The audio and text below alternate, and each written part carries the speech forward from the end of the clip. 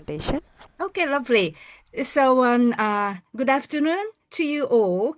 I'm from Japan, and it's about what time is it now? 2:30, and very honorable thing for me to be able to make a presentation here in front of you. And also, thank you very much for your preparation, organizations, and I'm a great fan of the after team. So, thank you very much. Okay, so I'm Hiroko Oe from Josai International University, Japan.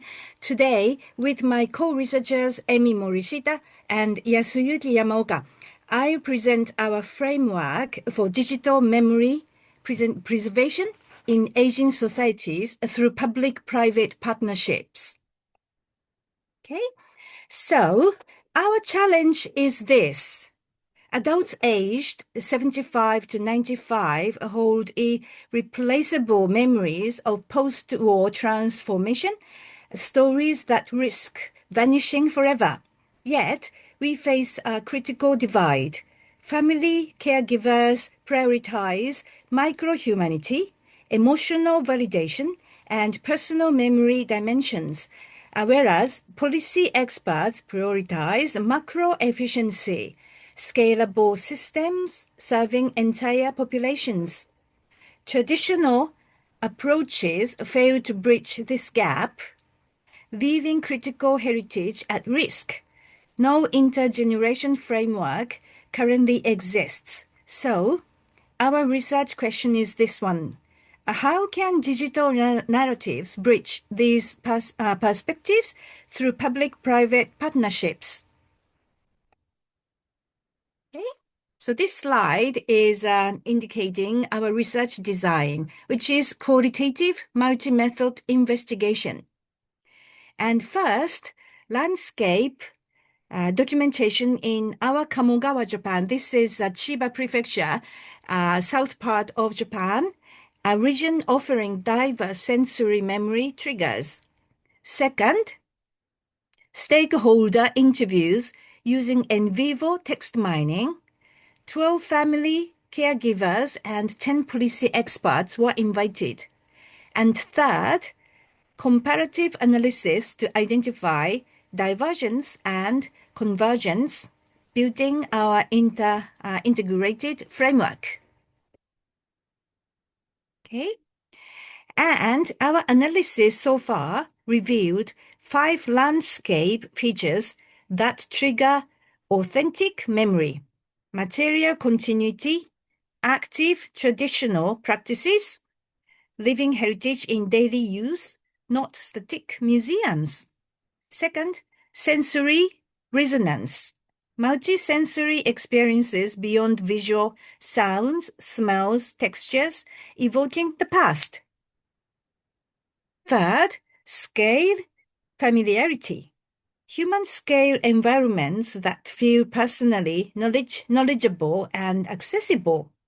And four, temporal layering, visible aging across life stages, markers paralleling personal history. And finally, labor inscription, evidence of productive work connecting to identity and purpose. So the key insight here is each category serves both individual dignity and institutional sustainability, the foundation for effective integration.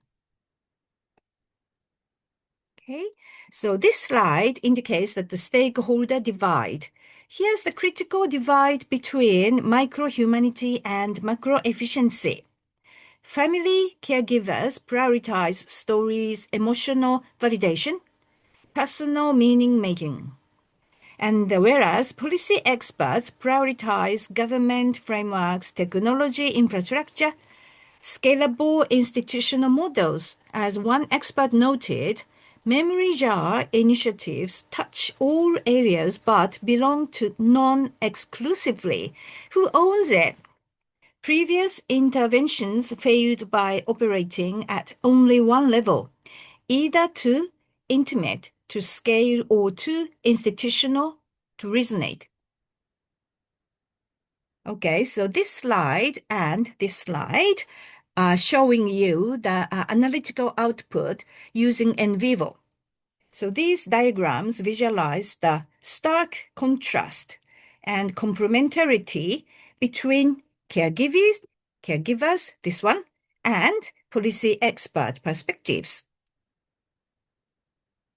So, our solution is here, a three-level integration model, we named it. So micro level, macro level, and meso level. So the innovation is the meso level, the last one, and the public-private partnerships, community workshops, memory jar initiatives, and local organizations translate between individual stories and institutional archives. This PPP at the meso level enables integration previously impossible, serving both emotional authenticity and institutional permanence. This is the critical bridge. Digital platform applications are shown here. Who operationalize this framework through three integrated platforms? This is our question. Maybe YouTube integration, and maybe blogging, and perhaps a memory jar initiative. These platforms create a seamless ecosystem where personal narratives flow into collective heritage. Now then, the PPP solution converts individual stories into institutional knowledge while maintaining human dignity. Policy impact, heritage preservation criteria expanded beyond monumentality. Functional continuity recognized as dual-purpose investment. Practical applications, caregivers guidance for memory work, technology design principles for aging populations as well, and scalable community models.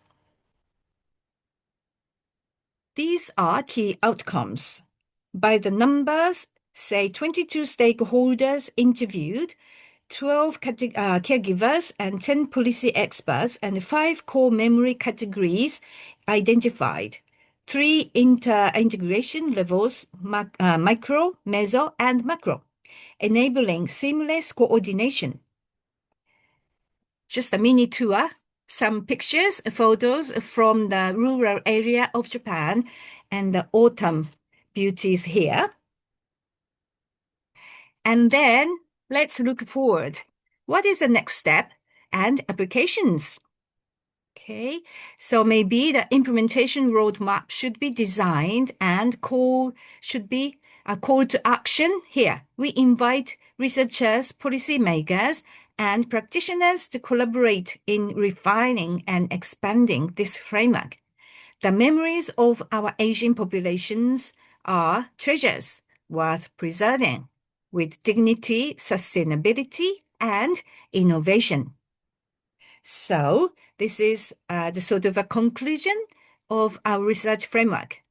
The PPP solution, converting personal stories into institutional knowledge while safeguarding human dignity. And we should pay attention to the keyword bridge honoring here. The personal and the permanent, the treasure of one and the heritage of all. So this is the end of my presentation, and thank you very much for your attention.